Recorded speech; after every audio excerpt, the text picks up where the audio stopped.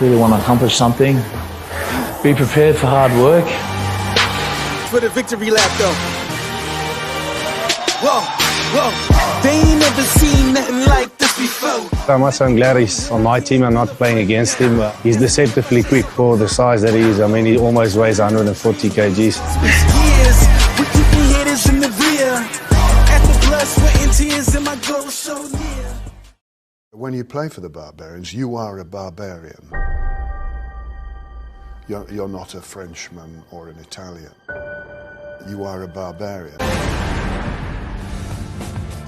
We have two exciting football matches tomorrow here on Air Sport.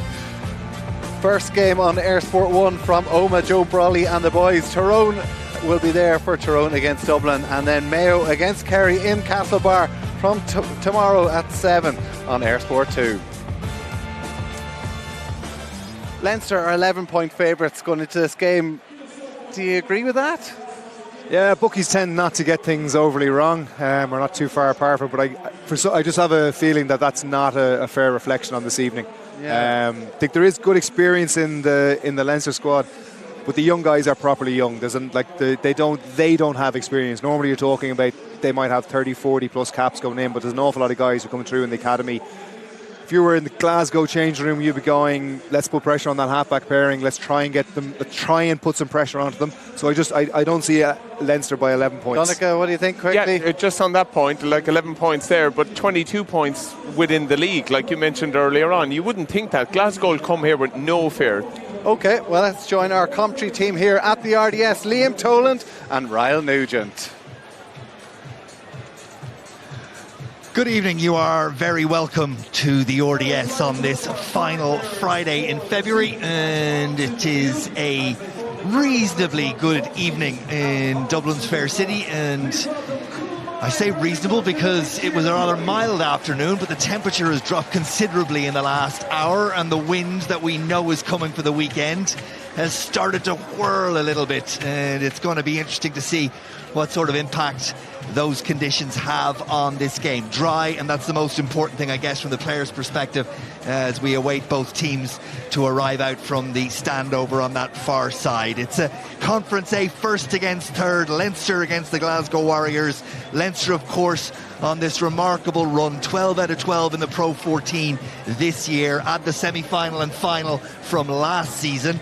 And you get them to 14. If they win tonight, they will break the record that Munster hold for 14 consecutive wins back in 2011, as Adam Byrne and Rob Kearney sit it out this evening, as so many Leinster players are forced to do, Liam Toland. They simply go on rotation, and when they get their game time, they've got to take it. Well, there's 51 players have represented Leinster thus far this season, which is an extraordinary statistic. And having been in so many matches, Ryle, it's hard to find fault in any of them.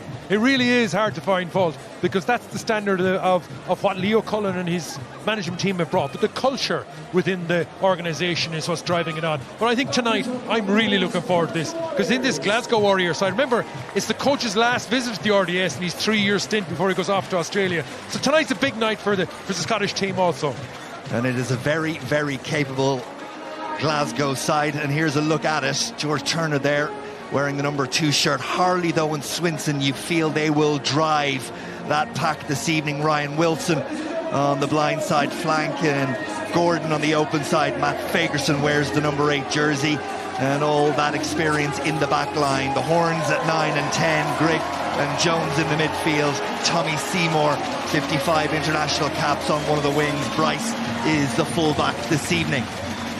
Here's Leinster's captain this evening, Scott Fardy, as the rest of the side make their way out to the RDS. And here's the side, Peter Dooley and Michael Bend either side of Sean Cronin, 72 international caps. Fardy and young Ryan Baird in the second row, and then that inexperienced back three of Murphy, Connors, and the now capped, of course, Max Deegan at number 8. Luke McGrath in the number 9 shirt, the long forgotten Luke McGrath. When you think of all the talk about Murray and Cooney, McGrath seemed to be the man next in line. He will want to put in a big performance this evening.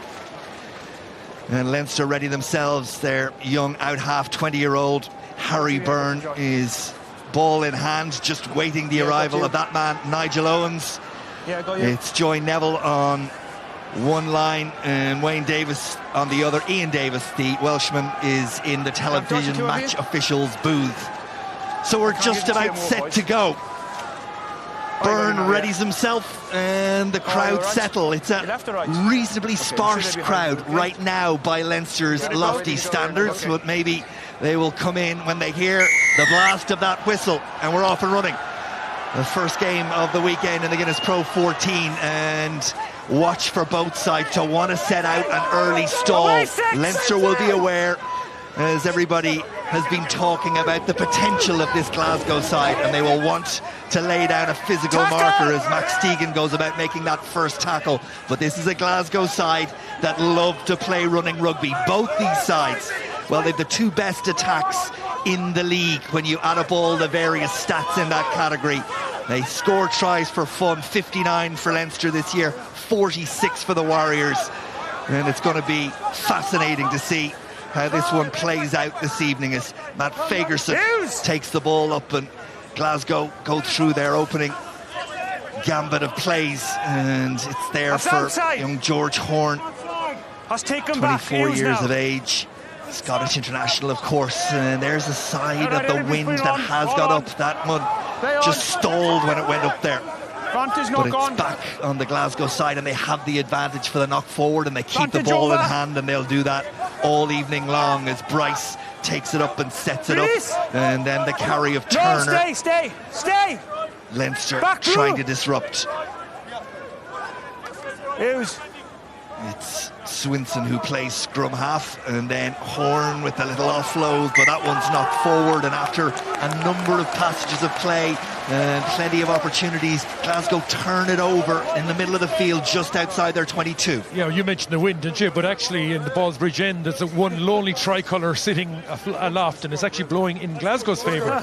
So it's bizarre that they actually try to play the way out. But it's bizarre they're trying to play the way out of the 22 because they do have that subtle wind behind them. It is shifting along a bit, but you can see the early intent from Glasgow, determined to run with the ball no matter where they are on the pitch. That's a risky strategy against the home side that happens to be Leinster. Well, the lead in the metres gained category for the season so far, Leinster second in that category, and interestingly the offloads, 115 offloads from Glasgow this season. Leinster with just 64 by comparison, and that's a remarkable statistic when you consider the belief and the reality that Leinster are a free-flowing side. Hold it there, get a pressure up. First scrum of the evening will be fed by Luke McGrath, and Leinster get a real shove on that. That's a good start for the Leinster 8. It's control of the back by Deegan, advantage being played. McGrath grabs it when it looked like it might get away from him. They all come pouring through.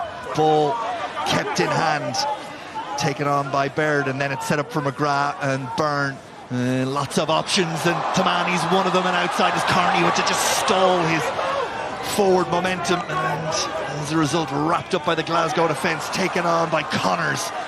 Barnstorming run for him, and this is ominous in the opening moments from Leinster. Every time they carry, they make metres. Glasgow have set themselves defensively. Fardy sucks in a couple of black jerseys, and Leinster on their way again.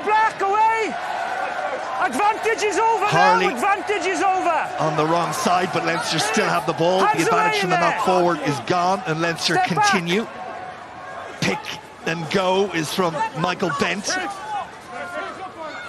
Stay behind, that's good. Another pick and another go, and they are almost there. They are there. I think it's Baird that's got over. Try for Leinster. Ryan Baird scores, and that was a lesson in why not to give the ball away on your 22 to this Leinster side. Absolutely, I think I picked two names. I think Carney and the wing had an awful lot of work to do when he eventually got the ball with a lot of jerseys around him. When you see him coming up in the screen there, an awful lot of work to do, but it was Will Connors, the open side, who comes flying onto the great little line, and he converts it. We skipped on the screen here, but it was a beautiful line from Connors. See how much work Carney had to do?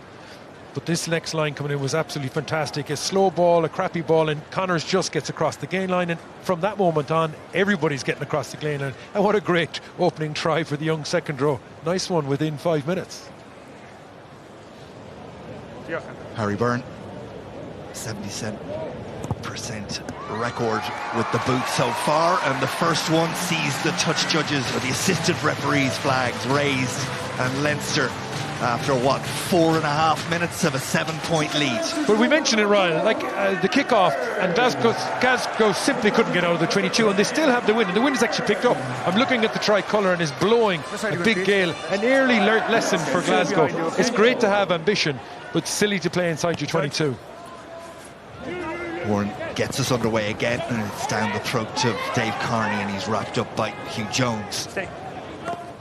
And Connors, a little dribble at it, but controlled it in the end, and Harry Byrne. And then Hugo Keenan into the line, and then O'Brien, and O'Brien is away, and he makes good ground before he's put to ground. Peter Horne made the tackle. I think it was the Glasgow open side really struggled to hold him, didn't he? Tamani almost caught in the backfield, but gets away. Wonderful hands from Cronin to Fardy, and then Carney, and he puts his foot on the gas, and he's eventually wrapped up, taken by Hugh Jones. Glasgow are being rocked backwards. This Leinster attack, and it's the movement of the attack from in tight to out wide that Glasgow are struggling to get to grips with, but there is a knock forward in there, and it'll be a scrum to Glasgow. What about that? Well, there's a couple of things there. There's a second row, and there's a hooker perfectly comfortable out in the white trash. It just tells us Irish players can do this. I know one of them is Australian, but we can certainly play this style of game. But again, that slow rock, look at the next carry, boom, right in the gain end, and look where contact has been made, and look at me where he's getting the ground. That is a significant difference, what Leinster are doing. It looks relatively simple, but there was a midfielder carrying. Connors did it earlier on, leading to the try. They're the significant differences. You get that next carry across the game line, it's almost impossible then to defend beyond that phases. Super play. Glasgow won 7, lost 5 in the Pro 14 so far this season, and they'll want to settle this scrum down. The first one, well, they got blown back by Leinster, and it's Sayuli, Turner and Darcy Ray in that front row, and that's much better from the Warriors. They've tightened that one up, and it's there for George Horne, who takes a couple of steps and then fires it to Peter Horne, and they'll go cross field with a kick, but Lowe watched it all the way and fielded it really well, and then there's a plethora of players in support, but Lowe says no, I'm going to hold on, and he's a big man when he gets the wheels going. Byrne takes it up to the line again, and it's there once more for Luke McGrath. Deegan carries up quickly, was the tackle of Ryan Wilson. Michael Bentz put down by George Turner. McGrath once more changed the point of attack again down the narrow side.